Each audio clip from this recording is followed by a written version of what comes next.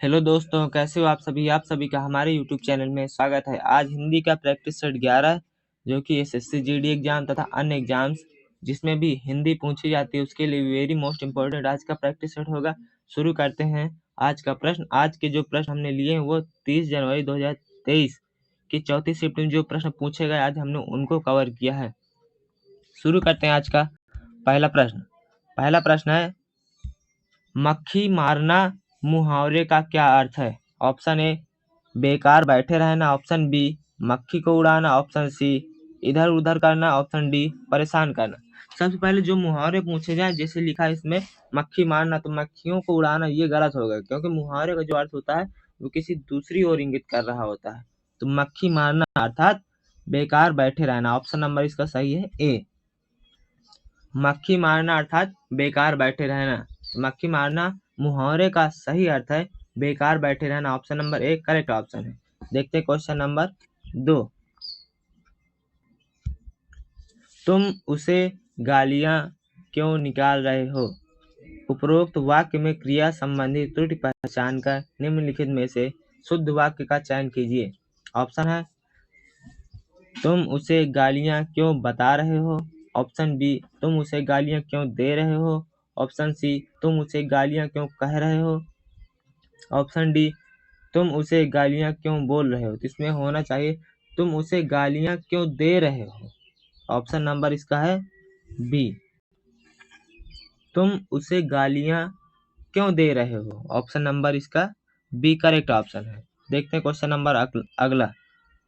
Question number 3, निम्नलिखित में से अशुद्ध वाक्य कौन सा है। ऑप्शन ए निशांत होनहार लड़का है, ऑप्शन बी वह नित्य गाने की कसरत करता है, ऑप्शन सी हमें प्रतिदिन व्यायाम करना चाहिए, ऑप्शन डी पल्लवी कल मुंबई जाएगी। इसमें होना चाहिए निशांत होनहार लड़का, ये शुद्ध वाक्य। हमें प्रतिदिन व्यायाम करना चाहिए, ये भी सही है। पल्लवी कल मुंबई जाएगी, ये भी सही है। इसमें है वह नित्य गाने की कसरत करता है, यहाँ पर कसरत नहीं होना चाहिए। तो ऑप्शन नंबर बी अशुद्ध वाक्य। इसमें पूछा है कौन सा अशुद्ध वाक्य, तो वह नित्य गाने की कसरत करता है, यह अशुद्ध वाक्य। Option number B correct option है। देखते हैं क्वेश्चन नंबर अगला। क्वेश्चन नंबर 3, जो सिद्ध या पूरा किया जा सके वाक्यांश के लिए सार्थक शब्द। जो सिद्ध या पूरा किया जा सके इस वाक्यांश के लिए एक सार्थक शब्द क्या होगा। ऑप्शन ए इच्छा, ऑप्शन बी अभिलाषा, ऑप्शन सी साध्य, ऑप्शन डी गंतव्य। जो सिद्ध या पूरा किया जा सके उसे साध्य कहते हैं। ऑप्शन नंबर सी, जो सिद्ध या पूरा किया जा सके उसे साध्य कहते हैं। देखते हैं क्वेश्चन नंबर अगला। क्वेश्चन नंबर 5, निम्नलिखित वाक्यांश के लिए उपयुक्त सार्थक शब्द क्या होगा। जिसे पढ़ना लिखना आता हो उसे क्या कहते हैं। ऑप्शन ए प्रधान, ऑप्शन बी साक्षर, ऑप्शन सी विद्वान, ऑप्शन डी पढ़ाकू। जिसे पढ़ना लिखना आता हो उसे साक्षर कहते हैं। ऑप्शन नंबर बी, जिसे पढ़ना लिखना आता हो उसे साक्षर, जिसे पढ़ना लिखना ना आता हो, नहीं आता हो, उसे निरक्षर कहते हैं। तो साक्षर जिसे पढ़ना लिखना आता हो। ऑप्शन नंबर इसका बी करेक्ट ऑप्शन है। देखते हैं क्वेश्चन नंबर अगला। क्वेश्चन नंबर 6, निम्नलिखित में से कौन सा वाक्य संज्ञा के प्रयोग की दृष्टि से शुद्ध है। इसमें कौन सा वाक्य है जो संज्ञा के प्रयोग की दृष्टि से शुद्ध है। ऑप्शन ए राहुल बचपन में बहुत शरारती था, ऑप्शन बी राहुल बचपने में बड़ा शरारती था, ऑप्शन सी राहुल बचपन में बहुत शरारती था, ऑप्शन डी राहुल का बचपनत्व बहुत शरारती था। इसमें संज्ञा के प्रयोग की दृष्टि से शुद्ध वाक्य कौन सा है चारों में। तो इसमें है राहुल बचपन में बहुत शरारती था। ऑप्शन नंबर सी, राहुल बचपन में बहुत शरारती था। Option number C correct option है। देखते हैं क्वेश्चन नंबर अगला।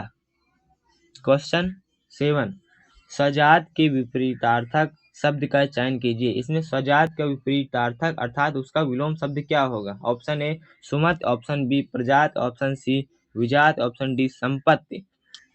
स्वजात का जो विलोम होता है वह है विजात। वाक्य है विजात व्यक्ति से नफरत न करे। इसमें लिखा है स्वजात के विपरीतार्थक शब्द का चयन करना है। स्वजात का विलोम होगा विजात। इस रिक्त स्थान में विजात प्रयोग किया जाएगा। ऑप्शन नंबर इसका सी करेक्ट ऑप्शन है। स्वजात का जो विलोम शब्द है वह है विजात। देखते हैं क्वेश्चन नंबर अगला। क्वेश्चन नंबर 8, मेरी शिमला जाने की बड़ी इच्छा है। उपरोक्त वाक्य में रेखांकित खंड के उचित पर्यायवाची शब्द का चयन विकल्पों में से कीजिए। यहाँ पर इच्छा रेखांकित शब्द है। मेरी शिमला जाने की बड़ी इच्छा, इच्छा के समानार्थी शब्द अर्थात इसका पर्यायवाची इनमें से कौन सा? ऑप्शन ए स्मृति, ऑप्शन बी प्रेम, ऑप्शन सी अभिलाषा, ऑप्शन डी अतुल। इच्छा का जो पर्यायवाची है वह है अभिलाषा।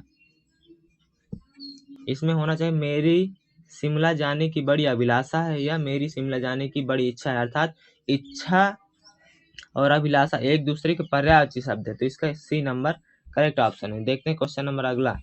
क्वेश्चन 9, प्रकृति कुपित होकर अपना डैश रूप दिखाती है। रिक्त स्थान की पूर्ति उचित शब्द द्वारा कीजिए। ऑप्शन ए कल्याणकारी, ऑप्शन बी अहितकारी, ऑप्शन सी निर्माणकारी, ऑप्शन डी विनाशकारी। इसमें प्रकृति कुपित होकर अपना विनाशकारी रूप दिखाती है। ऑप्शन नंबर इसका डी, कुपित होकर अपना विनाशकारी रूप दिखाती है।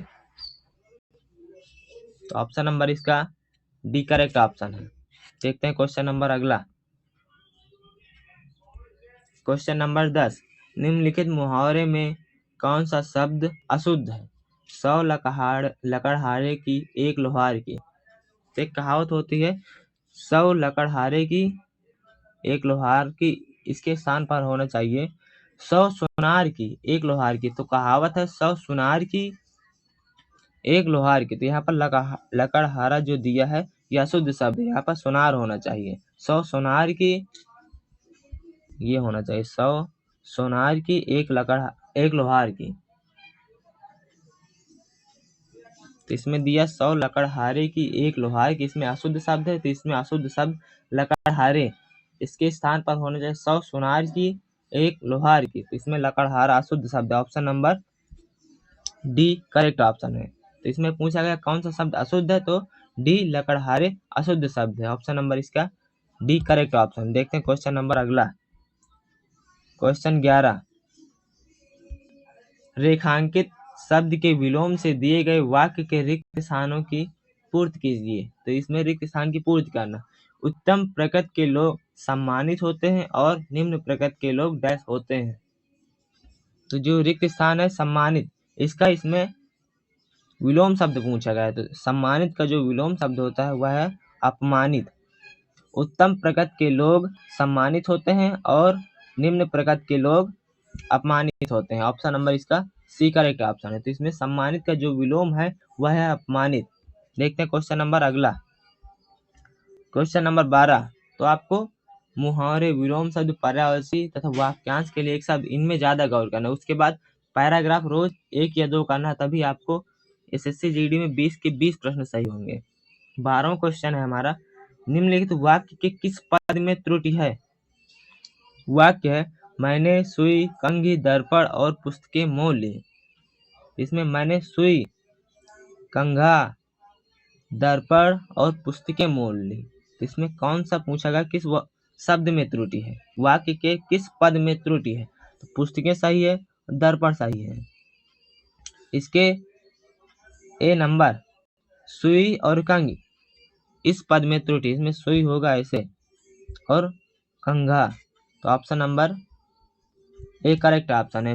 लिखा मैंने सुई, कंघी, दर्पण और पुस्तकें ली, इसमें इस वाक्य में किस पद में त्रुटि है? तो सुई और कंघी पद में त्रुटि है। Option number A correct option है। देखते हैं क्वेश्चन नंबर अगला। क्वेश्चन नंबर 13, विकल्पों में से कौन सा शब्द निम्न वाक्य के रेखांकित शब्द के लिए सर्वाधिक उपयुक्त होगा?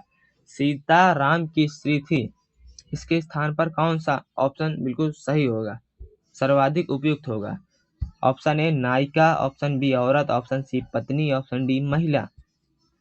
तो सीता राम की पत्नी थी। Option number C correct option है। सीताराम की पत्नी थी, स्त्री के स्थान पर सर्वाधिक उपयुक्त शब्द पत्नी होगा। Option number C correct option है।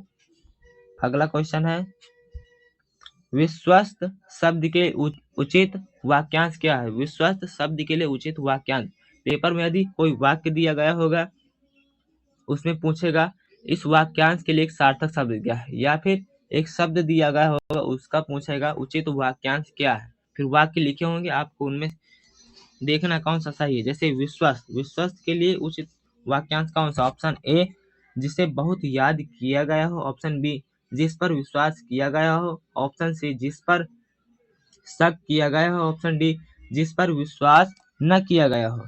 तो विश्वस्त शब्द के लिए उचित वाक्य, विश्वस्त का अर्थ होता है जिस पर विश्वास किया गया हो उसे विश्वस्त कहते हैं। Option number B correct option है। विश्वास अर्थात जिस पर विश्वास किया गया हो।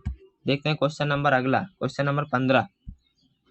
विकल्पों में दिए गए किस वाक्य में निम्न शब्द के पर्यायवाची शब्द का प्रयोग हुआ है? तालाब का पर्यायवाची शब्द इनमें से किस वाक्य में हुआ? ऑप्शन ए, सरिता सूखी है। ऑप्शन बी, जलाशय में कमल खिला है। ऑप्शन सी, पंख में कमल खिला। ऑप्शन डी, मेघ फट पड़े। तो तालाब का जो पर्यायवाची है वह है जलाशय। तो ऑप्शन बी में तालाब के पर्यायवाची शब्द का प्रयोग हुआ है। जलाशय में कमल खिला अर्थात तालाब में कमल खिला है। तो तालाब का जो पर्यायवाची है वह है जलाशय। ऑप्शन नंबर इसका है बी करेक्ट ऑप्शन। देखते हैं question number next, question number 16। 16 से 20 तक एक पैराग्राफ दिया है तथा उसमें कुछ रिक्त स्थान है, आपको विकल्पों में से रिक्त स्थान की पूर्ति करना है। तो पैराग्राफ वाले सबसे पहले आपको पैराग्राफ पढ़ना है, उसके बाद विकल्प भरना है, उसके बाद फिर पैराग्राफ पढ़ना है। तो आपको पता चल जाएगा कि आपने जो विकल्प भरे हैं वो सही है या नहीं। जैसे पैराग्राफ है, एक बार मैं बस में डैश कर रहा था, मेरे साथ मेरी पत्नी और 3 बच्चे डैश थे। बस में कुछ खराबी थी, बस में कुछ खराबी थी, रुक रुक कर चलती थी।